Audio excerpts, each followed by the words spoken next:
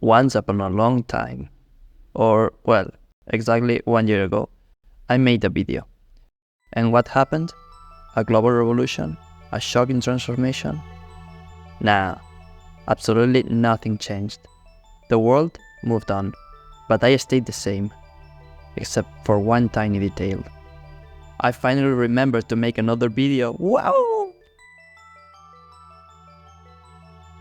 Yeah, guys, you're absolutely right.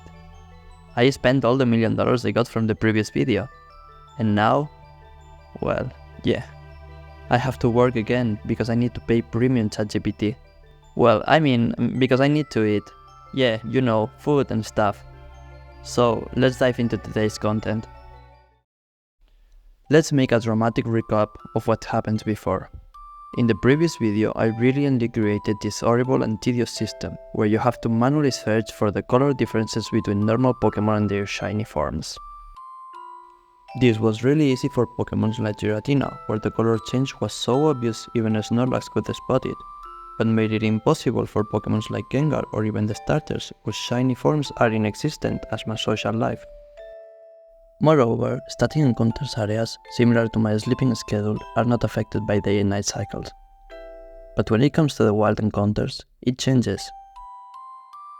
As you can see, this video have different colors depending on the time of the day, making it impossible to use the old detection system.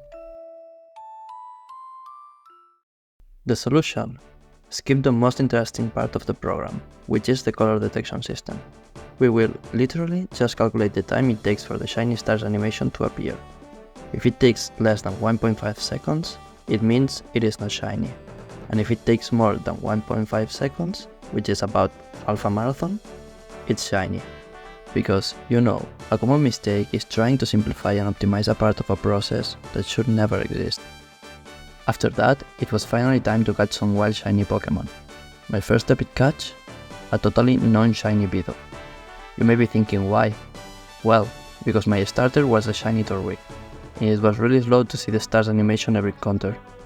7 seconds might not seem a lot, or at least that's what she said, but if you multiply that by 100 encounters, you are losing almost 12 minutes just staring at the stars. So now it was finally the time to start catching some wild shiny Pokémon. But something really bad was happening. It was really strange. I had run into over 20k encounters and not a single shiny Pokémon in sight. The odds of this happening are the same as for you to find a girlfriend. Exactly 0.01%. So at this point I decided to go to the first static encounter of the game, which was Drifloon. So I set off on my adventure to the first gym, but first I had to learn how to catch a Pokémon. Because, you know, it's not like I have been the champion of every previous generation or anything. Then my Torwick tried to evolve, but I wasn't having any of that. He's just a child, and we're not ready for him to grow up yet. After that, I absolutely demolished Shinyless, using just my not shiny Vidoof. It was such a crushing defeat that he cried all the way home after losing. It's not my fault if he didn't use my program to get a shiny. Next up, I went through this cave, whose name I'm not even going to try to pronounce.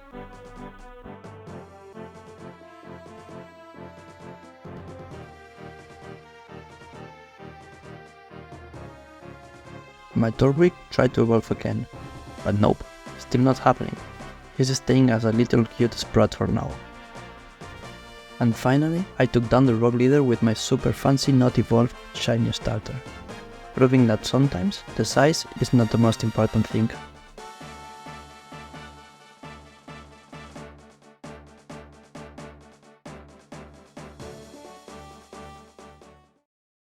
After proudly obtaining my first badge, I finally made my way to the Drifloon. It was the time to test if my game was corrupted by the wild encounters or if my program was secretly plotting against me. I spent days with that Drifloon, and after 9k encounters I was getting so desperate. Then I decided to code a program to manually check all the Pokémon encounters, saving an image of each of them. Frustrated, I returned to the wild encounters, figuring they would be faster since I wouldn't have to restart the game every time. Nothing happened the first night, but then On the second night, something incredible happened.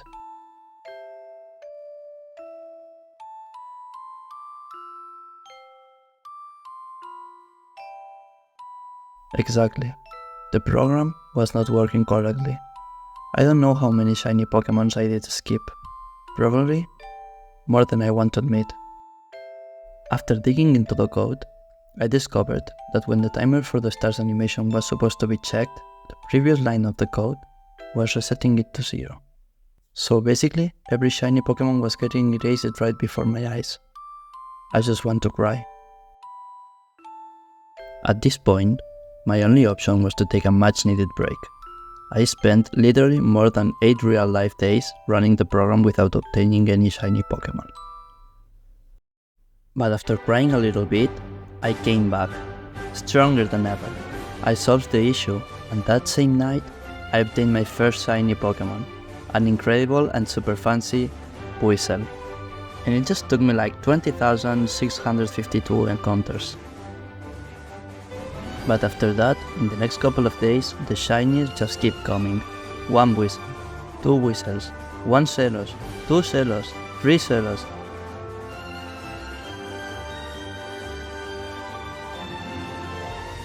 And finally, a Drifloon.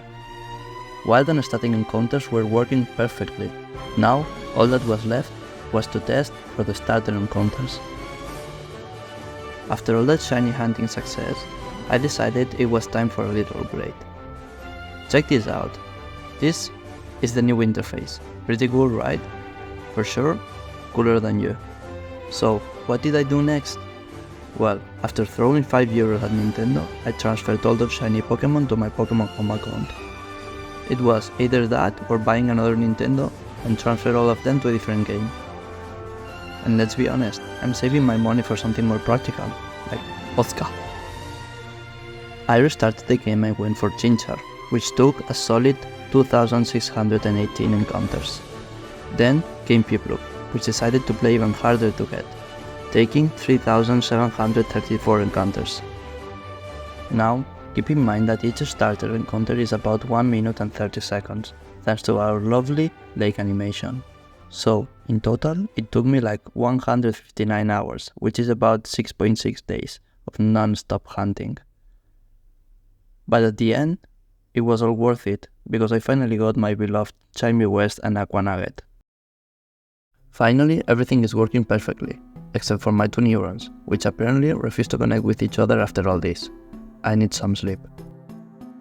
Speaking of sleep, you can now get shiny starters, wild, static, and most legendary Pokémon while sleeping. In the future, I will add other methods like eggs, fossils, fishing, or Pokéradar. Someday, because, let's be real, I do this for fun in my free time. I have bills to pay, and, well, I don't get a shit with this. As you know, this is completely free and available for everyone in GitHub. The link is in the description. There, you will find detailed instructions on how to use and install the Shiny Hunter. But if you still manage to mess everything up, you can contact me on Discord for just €1.99 the message. Okay, I was joking. Feel free to contact me whenever you need some help. I will probably just ask you to subscribe as I solve the issue. But keep in mind, I will get back to you when I feel like it, because, again, nobody's paying me for this. Just a small aside, I bought a mini computer and using the Raspberry Pi keyboard and mouse, this is how my setup looks right now. Better than a gaming one, right? Probably I will upload more videos because I enjoy doing this and because I want to become a billionaire and buy a unicorn. Say this, subscribe, comment, share, and all this stuff we both know you're not going to do. Thanks for watching and see you next year. I will get back to work. Okay, McMenu with nuggets and potatoes. And what do you want to drink?